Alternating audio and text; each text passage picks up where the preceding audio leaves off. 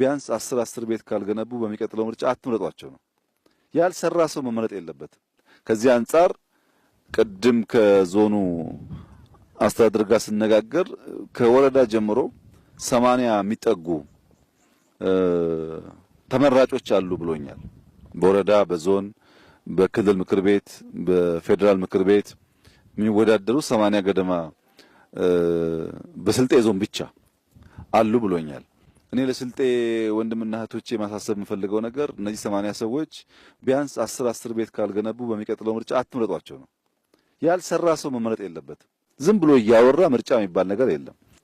ከበደ ታሟል ከተባለ ለማዋጣት ሩጫችን አስቡት። እንዳይታመም ኑሮውን ጤነኛ ለማድረግ ግን መስራት እንችላለን።